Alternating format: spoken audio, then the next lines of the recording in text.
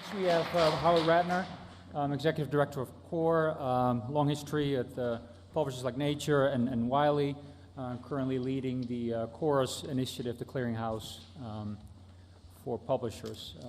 Go ahead, Howard. So thank you, Jasper, and thank you all for allowing me to give you an update about Chorus. So as you all know, there are OA and public access mandates all around the world. To name a few, we've got HEFCE and RCUK right here in the UK. We've got CAS in China. We've got the Australian Research Council, OSTP in the United States. So about the OSTP. So draft plans were submitted by agencies during fall and winter of 2013, and the OSTP replied to agencies in March 2014, and the agencies replied in May and June, and some agencies received final word this summer, and some actually this fall. In fact, the DOE issued its plan in July. So here's a look at our members, and you can see there's a variety of members, which are mostly made up from not-for-profits. So you see Royal Society, AIPP, et cetera, and also commercial folks like Elsevier, Hindawi, and Wiley. OA and subscription publishers are welcome. So 2013 was our setup time, and then in 2014, in the summer in particular, we went into production. At the same time, the U.S. Department of Energy announced its plan and partnership with Chorus this August.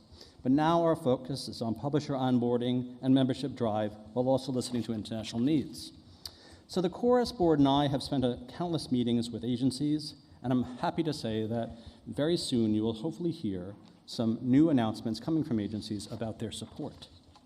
So Chorus addresses the priorities of all stakeholders alike. It's sustainable and cost-effective, it's containing publisher spending, it's cutting funder overhead, and it's free to funders, academic institutions, libraries, and the public. So Chorus is about 5 core services: identification, discovery, preservation, access, and compliance. It serves the needs of funders, researchers, librarians, publishers, and the public. Each of these stakeholders wants a service for different means. So Alan wants compliance with his plans, and he wants return on investment. Rachel wants to be compliant with Alan's plans, and she wants to do it efficiently. Lottie, who's our librarian, wants to help Rachel comply. Peter, the public, wants access to the content, and Penny, of course, wants to help all of these. At the heart of Chorus is a cost-effective public access infrastructure. It builds on existing infrastructure of the scholarly community. So here you see Crossref and FundRef as identifiers, along with ORCID, and Portico and Clocks for archiving. Articles are made publicly accessible on publishers' websites after the embargo period expires or sooner if an author or funder has paid an article processing charge. The reader gets access to either the accepted author manuscript or the version of record. Both are served from the publisher's website. The researcher will be prompted by a funder screen when submitting their manuscript to a publisher, and there they're going to enter the funder name and grant number, which is then tied to Crossref's FundRef registry.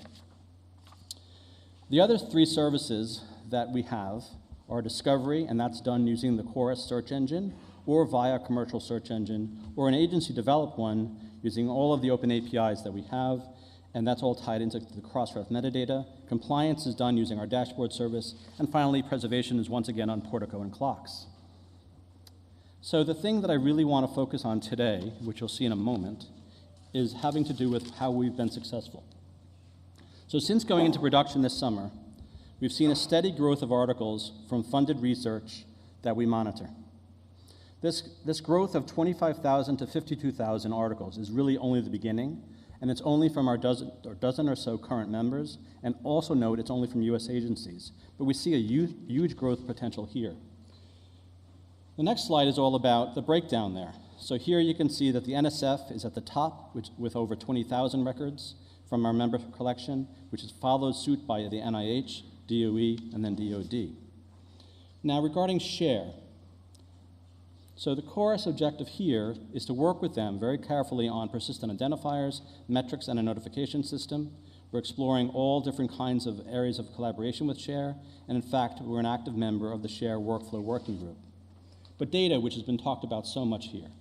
So Chorus members see value in data which is cross-linked to the articles.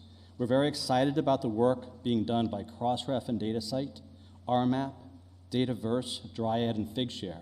And we're just beginning to talk with all of these groups regarding working together. So as you can see, Chorus uses open APIs, has optimized search engine, it's dedicated to archiving, at its core is public access in a distributed fashion, again, on the publisher's website. It includes dashboard metrics, it supports text and data mining, and ultimately it's cost effective. So what do you need to do?